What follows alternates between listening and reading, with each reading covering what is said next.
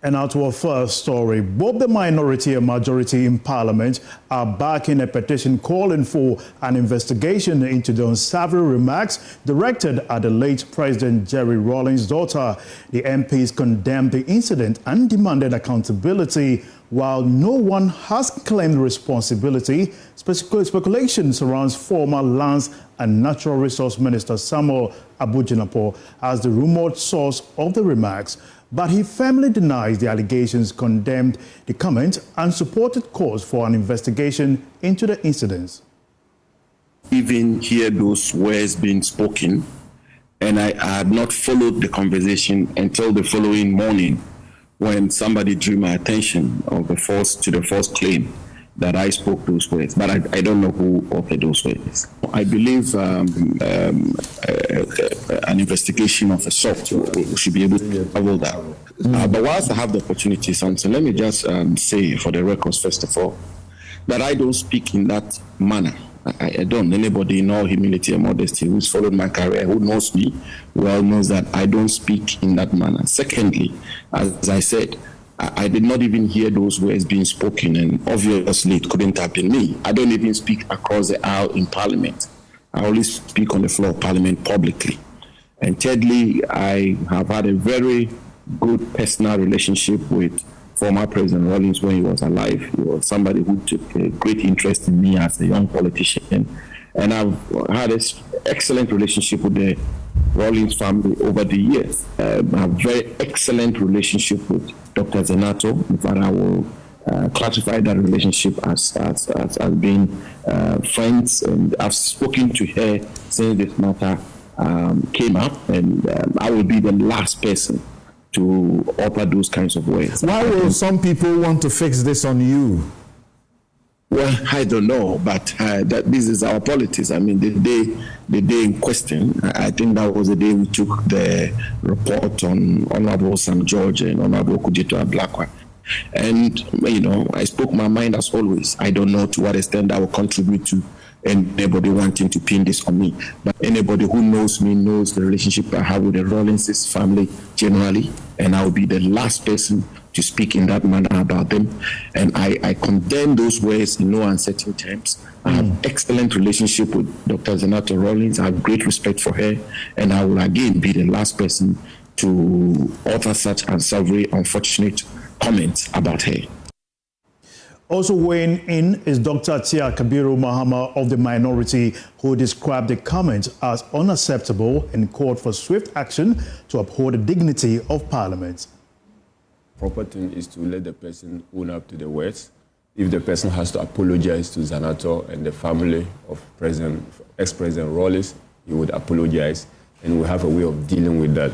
But I'm not sure, and even myself sitting very close to this whole event, I'm not able to tell who was the person. I've tried to do some voice audits to see whether friends I know who were sitting closer to Abu, whether any of them the voice is similar to that of the voice I heard. Okay, I remember on backstage I had some discussion with some people, just trying to pin it to some specific people, but I have not been able. And I'm not sure Afenyo, from where he was sitting in the front row, turning back, trying to put his members in order, would be able to tell which specific person had made that comment. Because you would rather that the person himself owns. I would rather suggest that the person himself owns up as an honorable person to say that, look, it is in the midst of this crisis or this particular confusion that I uttered these words. I shouldn't have said those words, and I apologize on reserve. I'm sure the Rawlings family would be more kind enough to accept the apology. Okay. Now, on the majority side, Communications Minister Samuel Nate George also condemned the remarks, describing it as despicable. He urged the Marshal Department of Parliament to release CCTV footage from the chamber to assist in the investigation. I believe that that's an issue that we're investigating, Parliament is investigating. I think that we need to get to the bottom of that. You sat at the House at the time. And I'm clear where the voice came from. What section? It came from behind Afenyo. It came from behind Afenyo, and there's a portion of the House where we had the voice from. If you sit in the chamber, you know. And my position is very simple, that we've got, apart from the cameras that broadcast, We've got CCTV cameras in the chamber. Okay. The Marshal's Department must produce the CCTV footage of the chamber. It would allow us to see, because nobody could have made those comments without some kind of gesticulation. We knew who was speaking at the time. It would allow us zero in on the particular individual. And then you can always do forensic voice analysis and all of the people sitting in that particular space. It's very possible and it's very easy to do this if we're committed. I think that Parliament must do this, and we must set an example. And many times we have a tendency to push things under the carpet because it's us, it's internal. But I think that this is one of the watershed moments where Parliament must distinguish itself and say the right thing ought to be done. Are you embarrassed by it? Absolutely. So you encourage your members who saw the particular person to point them out? Absolutely. It's the honorable thing to do. We bear the title honorable. That conduct was dishonorable. I mean, the reference to make to the Honorable Zanator Ajman Rawlings in reference to her father. And clearly, whoever made those comments is oblivious of the relationship in the latter years that existed between President Akufo-Addo and the late Jerry Rawlings. To the point that President Akufo-Addo had to call Jerry Rawlings founder of the Fourth Republic. Absolutely. So, I mean, that's why I'm saying we need to isolate this, because it casts a slur on all 275 members currently sworn in Parliament. It casts a slur on all of us.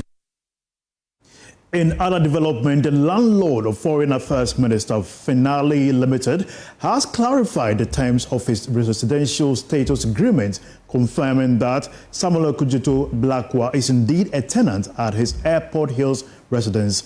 The request by Ablakwa to Finali Limited to confirm his residential status has prompted following his appearance before the appointment committee, which ordered him to provide proof of his residential status, occupancy, and property ownership after telling the committee he has been living in a property for the last 8 years.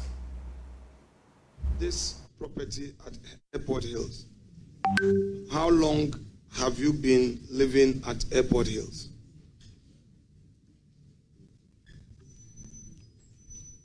About 8 years. Is it your own property? Is it your own property? No, I am renting. I'm a tenant.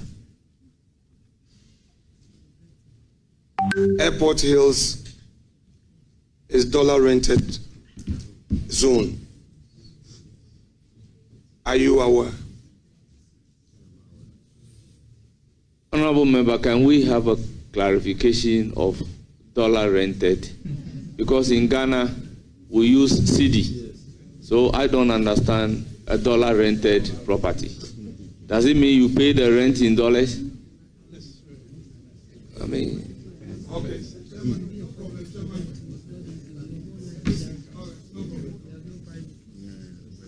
Okay, Honorable Member. So your rent, do you pay it monthly or you pay it annually?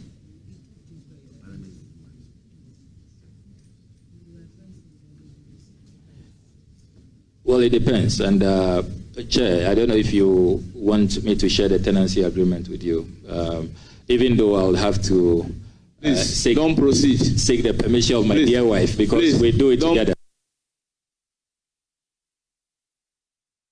In response, Finali Limited wrote to the chairman of the appointment committee, Bernard Eyafo, outlining the details of Ablakwa's tenancy agreement dated March 1st, 2017, and the land title certificate issued on December 15, 2017. Here are the details contained in the letter. Details contained in that letter are as follows. It says, with the consent of the homeowner and the tenants in the above subject matter property, we conducted a thorough search of our files. Our research above shows 1. A land title certificate issued on the 15th of December and registered as GA 53985, Volume 2, Folio 1440 for a parcel of land measuring 0.29 acres, one plot, from Finali Limited to Hosni Al-Thebe. 2. A tenancy agreement dated dated the 1st of March 2017 between Hosni Althebe and Samuel Okuchuto Ablakwa and Noella Seidu, for which we granted our consent on August 8th, 2017. 3. A renewal agreement dated the 1st of March 2022. The tenancy is still subsistent and the requisite consent has been granted thereon. In addition to the letter, are attached copies of the land title certificate document, the consent certificate 2022 renewal, the tenancy undertaking signed in 2017 and 2022 respectively, and the leases acknowledgement 2017 and 2022. It concludes by saying that Airport Hills is an owner-occupied community with a very limited number of rentals subject to the consent of Finali Limited.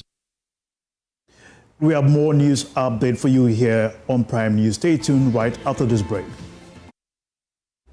Welcome back from that break. Now to more news. The Mankralo of Bato, Togbe Boboji Heavy II, asked ex-President John Dramani Mahama to launch an investigation into the military brutalities in Ashaman and hold those responsible accountable.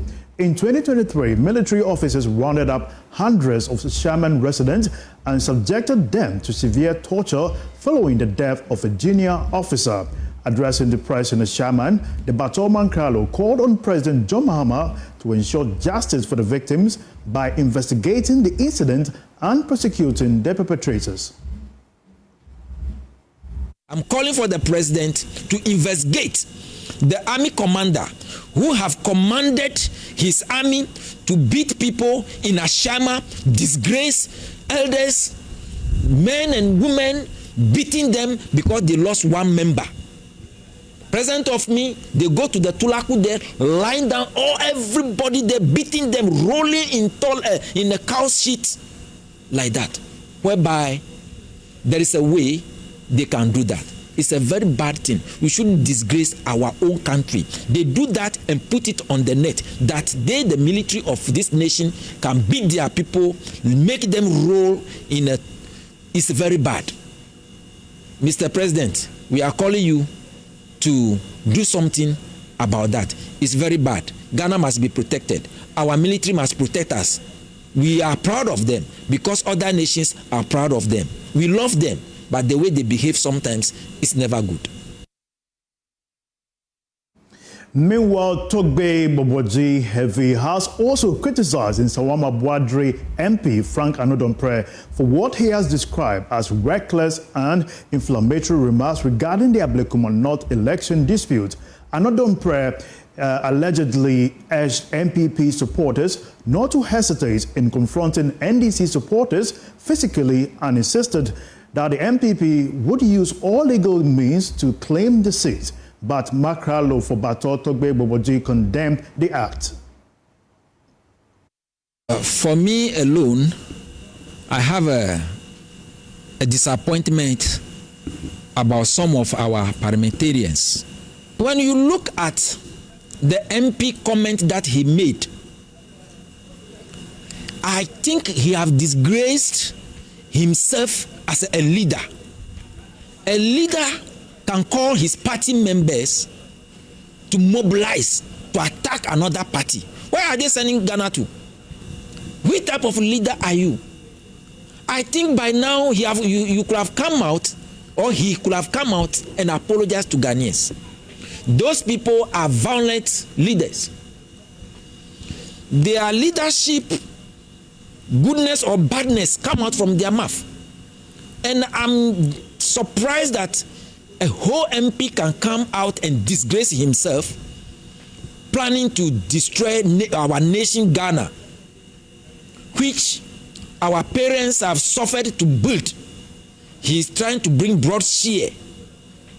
What is he looking for? He doesn't see anything to say that MPP members should come and support to go and fight NDC. Are they not the same people? They should stop arrogancy. If I were the Parliament of Speaker, I could have sacked that MP. Now, moving away from that, with plastics now a very integral part of our daily lives, how will a strict ban feel for many users? That question is now a reality. The Environmental Protection Authority says it is preparing to begin the enforcement of the ban on plastic use, starting from the supermarket and the airport.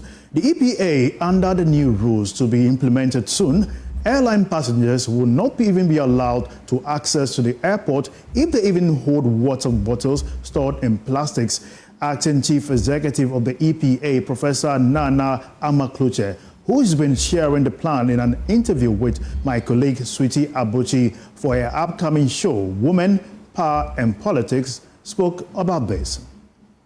So it's a big threat, and we see the increments in the number of plastic waste in the country. There are a lot we can do. We can learn from other countries. We can learn from Rwanda.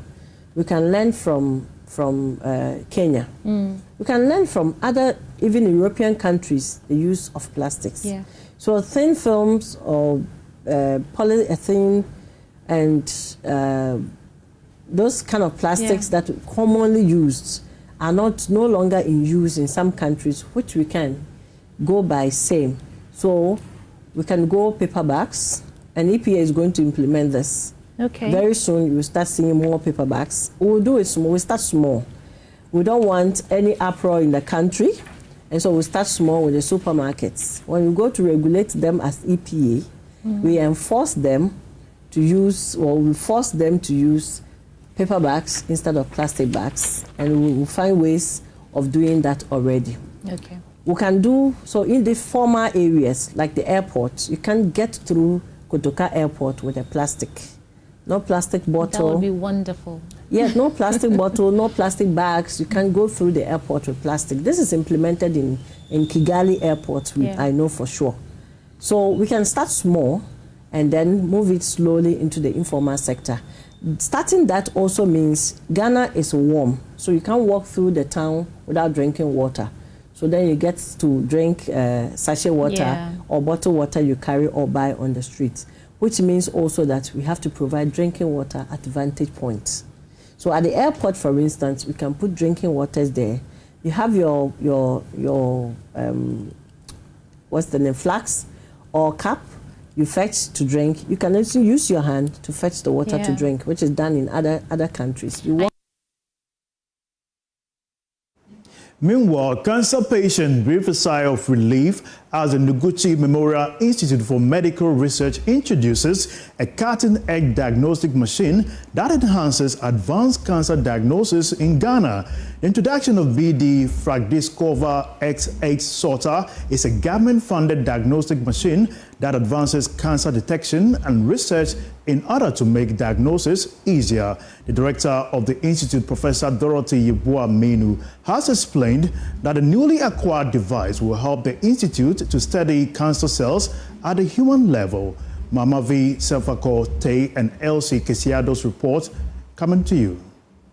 Over 18,000 lives are lost to cancer every year. According to the global cancer statistics, breast and prostate cancers are the most prevalent. In recent times, liver and cervical cancers seem to be rising rapidly, but there have been conscious efforts to offer a glimmer of hope to patients suffering from the disease. However, challenges persist. High cost of treatment and limited availability of advanced diagnostic tools have worsened the burden for many patients in Ghana. It is against this backdrop the Noguchi Memorial Institute for Medical Research sought advanced options to resolve this dilemma. With its cutting-edge diagnostic machine that enhances advanced cancer diagnosis, the institute is giving cancer patients a chance to lessen their worries. The director of the institute on the sidelines with JoyNews disclosed a plethora of advantages that comes with the machine. So this morning, what we did is to commission a new equipment that we've acquired.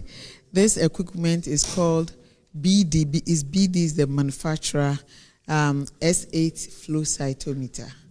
What this equipment does is that it allows you to study human cells at a single cell level. And this is very crucial in a lot of areas of science. In disease conditions, some of these cells changes. A key one is cancer. So what this new machine will be able to study cancer cells and other human cells, how they behave along disease conditions.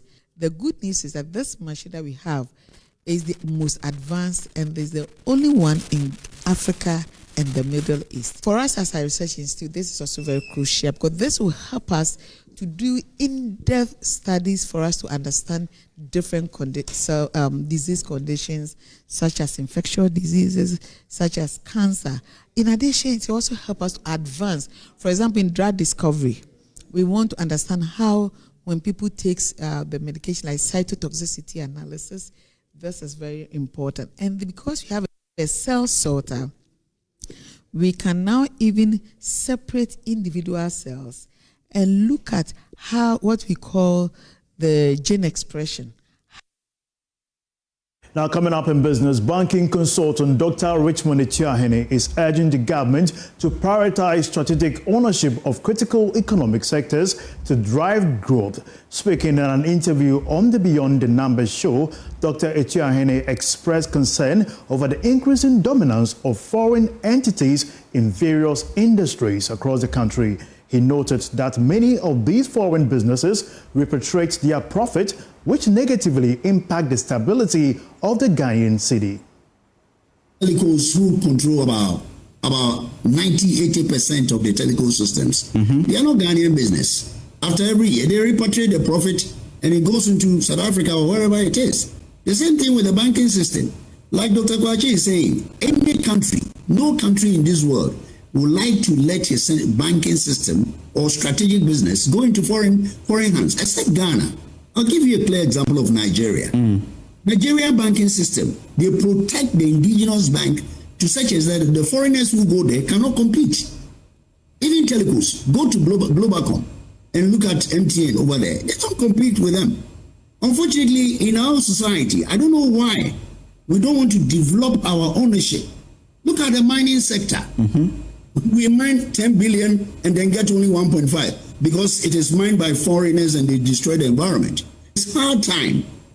It is hard time to introduce the high ownership in all the strategic sector if we really want to develop the economy and improve the strength of our currency. Because it is not only the mining, the banking sector, the mining, the telecos, they come in, even this money transfer business. It's seriously being controlled from somewhere. Thank you for watching this bulletin. That's all for tonight. My name is Winston Taki. Enjoy the rest of your evenings. Bye-bye.